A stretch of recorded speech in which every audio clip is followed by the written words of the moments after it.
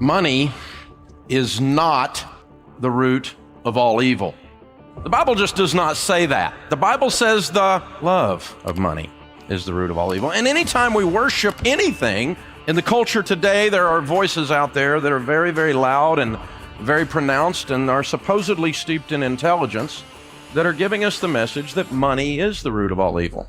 If you believe that money is evil, it naturally follows in a logical progression that people who have money must be evil. And so we get to vilify people who have become successful.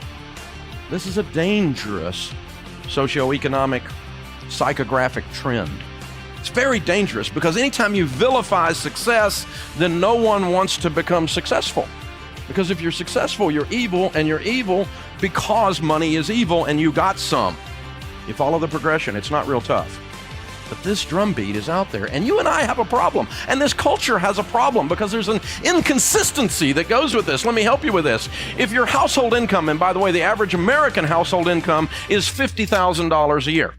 That's the average American household income right now, according to the Census Bureau. It's actually just a little bit over that.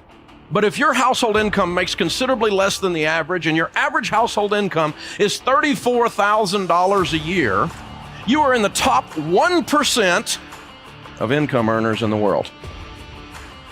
If you make $11,000 a year, which puts you substantially below the federal poverty line, you are in the top 14% of income earners in the world. Translation, most of the families in this arena today are rich. And if money is evil and rich people are evil, I'm looking at a bunch of evil people. This is a problem, you guys. This is a serious problem. Now, I know you don't feel rich, and I know probably your family doesn't feel rich because you get to compare yourself to people who are richer. But you're in the top 1% of the world.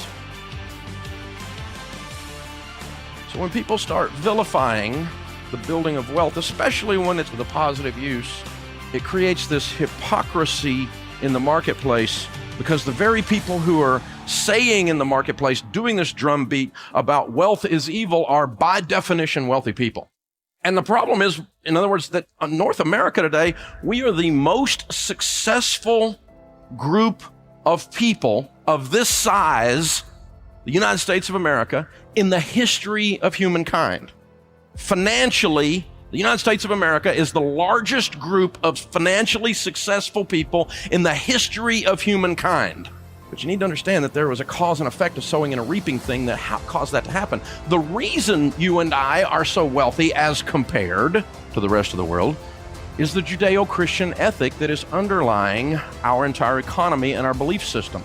Even if you're not a Christian, a person of faith, that doesn't matter. You still are operating in a culture that functions with the value system of a Judeo-Christian ethic. Let me give you an example. We believe in this country that you should tell the truth. And if a company doesn't tell the truth, if you go to get your car fixed and they lie to you, that is considered a breach of ethics, and people do not do business with that mechanic again, and he goes out of business. If they lie to you at the doctor's office, you don't go back to that doctor's office. We don't believe in lying. Integrity, however, is not viewed that way universally around the world. Some cultures, it's actually, the ethic is that if you can mess someone over, you've done something good. Now that's a foreign concept to us because an ethic is so rooted in who we are as a people. The second thing is we believe in service. And guess what? How service works in the marketplace. See, we believe in worship service on Sunday, but on Monday we believe in customer service. Whether you're a person of faith or not, you believe those things. You believe in good customer service. You believe that's how things ought to be done. They had bad customer service over there. We believe in good service. As a matter of fact, my wife and I went out on our date night a while back. She joined me. I was speaking in Phoenix 2 weeks ago, and she joined me down in Phoenix, and we had a date night at a sweet restaurant. I'll just tell you, the more books I sell, the better my date nights are. It's incredible, man. And we go to one of these restaurants. You know what I'm talking about? White tablecloth. You recline at the table because you're going to be there a while. And they're bringing food. My mouth's watering just talking about it, you guys. They're bringing the food, and we ate. Went into a coma. We ate. It's amazing. But you know what happens in one of those environments, if you've ever been able to do that, is the person who brings the food to the table, your server, we believe in service. By the end of that meal, they're not just someone who slopped some food on the table. By the end of that meal, they're a family member. You don't know what I'm talking about. And you know what is customary and proper to do? If you were served well, at the end of the meal, you say thank you. And there's a universal language for saying thank you to servers. It's called money. And you leave a tip. And in a meal like that, you leave a big honking tip. Because this is now your friend. You've got a connection. In our culture, we believe in rewarding service. Customers that are served well don't mind paying an organization for service. My friend Rabbi Lapin, who is an Orthodox Jewish rabbi, he says that in the marketplace, when you serve well, your customers give you certificates of appreciation with president's faces on them. We customarily say, thank you, and we issue a certificate of appreciation when someone fixes my water heater at my house, when someone fixes my car or changes the tire on it. We give certificates of appreciation for service in this culture. My friend Ken Blanchard says, profit is the applause your customers give you. This is why our society has prospered. These are just two of the ethics, service and integrity, that have caused that to happen. But we have a problem. There are really three proper views of wealth and possession, or three possible views of wealth and possessions. I'll go ahead and tell you ahead of time, two of them are wrong, one of them is right, and I have done all three, which means I've done it wrong some, more times than I'd like to admit in here today. The first spirit is a spirit of pride. Pride says, money comes from me. Now, this is the one I fell into the first time, and I can fall back into it too, because I believe in hard work. Money comes from me. I believe work is where money comes from, and I think people ought to work. I created money. Money came from me. My success came from me.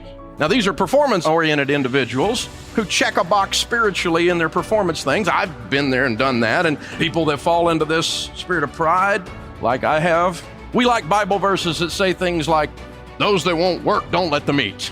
We like Bible verses that say things like, the diligent prosper. Or when you're faithful with the little, more is given to you to manage. You will reap what you sow. I love those kinds of verses. Ramsey family's hardworking people. There wasn't a whole lot I learned growing up from my dad and mom, but one of the things I learned for sure was work. I asked my dad one time for some money to go down to the local market and get an icy. He handed me a lawnmower. Work. I believe in hard work, and I believe in those scriptures, but I don't believe that the farmer plants seed, and when it rains and the crop comes up, says, didn't I do good with that rain thing? I'm pretty good at this rain thing. That crop was but all the result of my work. That's a dangerous place to be. Sometimes those of us that fall into that category, we might be politically conservative. Sometimes we might vote Republican. It could happen. Oh, I'll get to the others, don't wait.